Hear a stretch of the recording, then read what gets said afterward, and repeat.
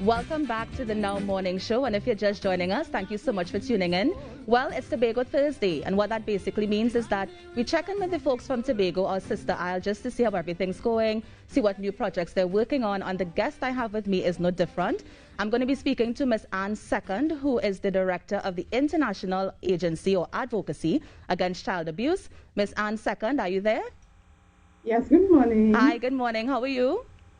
I'm doing great. Great. How is Tobago? Wonderful. Oh, warm. Nice. Okay, great. Now, I did some research, and I know that the organization, it seeks to educate people about the dangers of child abuse. Can you give us a bit more of the objectives of the organization, the nonprofit that you have? Yes, good morning. Good morning to the viewers. We would have been established in about 2008. A group of young professionals got together because we were not satisfied with how child abuse was being dealt with or treated with on the island. So we felt that we should get more involved in the educational aspects.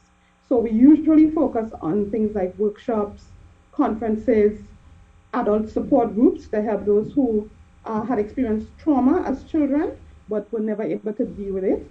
So those usually our focuses. We tend to look at educating the whole child within the context of the family and the community. Now, I know you touched on it a little bit, but tell us about the initial development on the organization and how long have you guys been in existence? Yes, well, we began in 2008, but we were legally registered in 2009.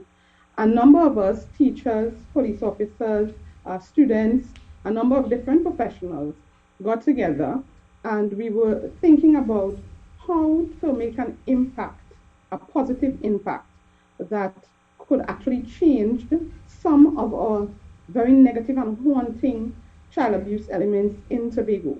And so we decided to form an NGO and focus on educating, teaching children, families, and communities. And Ms. Second, how exactly do you go about doing this? Do you have a series of competitions, conferences? Tell us a little bit more about that. Yes, we usually focus on national level conferences.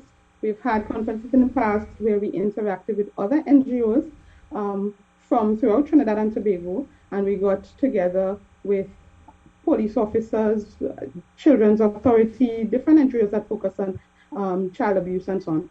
And we do conferences, workshops, seminars, those kinds of things. But we're currently doing different types of projects because of the pandemic. We had this prolonged lockdown, so we engaged in things like food hamper drives because a number of persons were out of jobs, put out of their homes, etc. So we had to help the entire family by doing the food hamper drives. School is about to be opened, so we also did a school supply hamper drive, and we did a short story competition, which was very exciting. It recently concluded, and the judges have selected 10 students, a short list of 10 students. The parents are going to be informed later this evening, and those students would have had the opportunity to write a 300 to 1,000 word short story with various topics like The Secret, A Tale of Triumph, things that could get their minds off of the humdrum of the pandemic and all of the stresses related to it, of being locked away, not being able to go outside, etc. And so that was a very exciting competition for us, and we are very glad that it is now concluded, and some lucky child is going to walk away with a tablet, a school supply hamper, and a book voucher. Oh, nice. Okay, and the short story competition is an annual competition?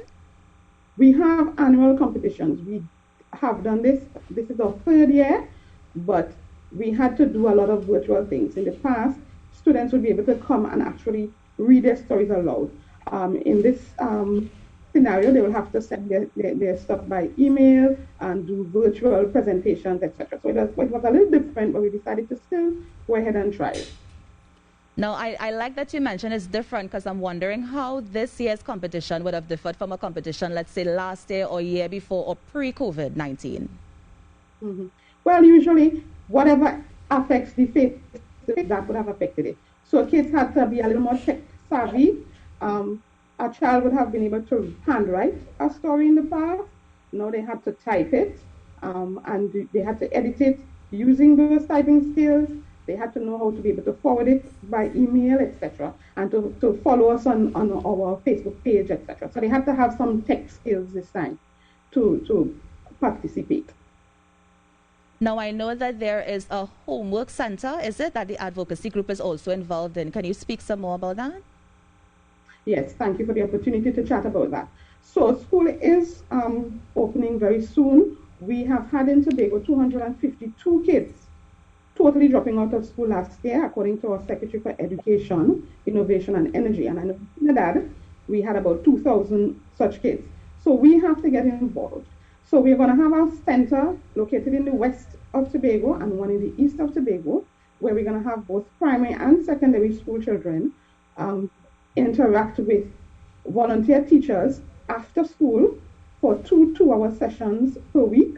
And we're going to focus on STEM training, VAPA, Spanish and English language, to help them to bridge that gap, to help them to catch up with the others, so to speak.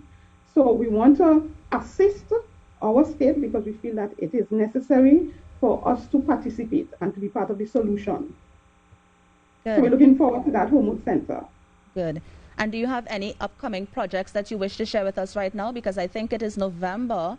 It's the day against prevention against child abuse. And I know we're in September and it's a bit early, but are you looking forward to that day? Are you doing any conferences or workshops in the lead up to that big day? Yes, well, we have a series of events planned for the entire week. We want to invite persons, if they want to participate with us, learn more about it, they check us, check our Facebook page. I do want to mention anybody who, as an individual who wants to support, we had corporate sponsors, but any individual can support. You can make a donation to our First Citizens Bank account, 1803708, and for a donation of $100 or more, you can get one of these T-shirts. Oh, nice. Yeah. Can you see it? Protect every child. No, this way, right?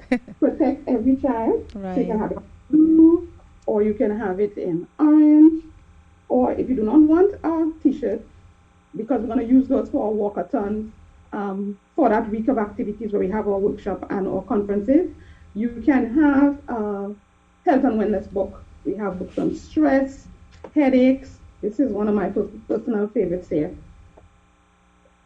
Health. Nice. I'm Raising My Children Alone by T.D. Jakes. So you can check us out. Call me at 474-2200 to find out how you can participate. For that week, we want to do back to our workshops. Everything will be virtual. Back to our conferences. And we will card it to conclude our food hamper drive this month. But because we have concerns with persons in quarantine, some of them don't have anybody to support them, we're going to be continuing that. So we're going to be continuing our food hamper drive, particularly for the quarantine persons at this point in time. And we are going to be doing a series of activities. We're going to come back and chat about those workshops and conferences. And we'd like you to come on board and participate and support us. Right, and so that leads me to my next question. If somebody wants to get in contact with you, are you on social media? Because I know you just gave your number, but any social media handles they can go to, any website address you'd like to share with us right now? Right, so our website is still being developed, but we do have our IACA page. That's IACA at every child. You would have seen on our T-shirt, we have protect every child, sort of our motto or thing. So IACA at every child, they could go there and they could see all of the upcoming competitions, workshops, events, and so on. I do want to mention that we want to focus on our gender-based violence and our stress coping skills among young people within our home context and our community context. All right, Ms. Second, and finally, anything else you want to add before we wrap up? I just want to encourage persons, teachers, students, we're going back out to school, families. I know it's a very stressful time, and IACA is here, and along with many other NGOs, there is help. There's a lot of very negative stuff going around on social media that may add to your trauma, but there are persons out here, there are organizations out here that you can reach out to, and I want to just say be positive, contribute, participate. Thank you so much for joining us on the Now Morning Show, Ms. Second. That was the director of the International Advocacy Against Child Abuse. And, you know, she has a series of conferences and workshops just to educate the public on the dangers of child abuse and also the stigmas on child abuse. And it was really, really fun for her to join us. So we're going to take a quick commercial break, and we will be right back with more on the Now Morning Show. All man try to be happy.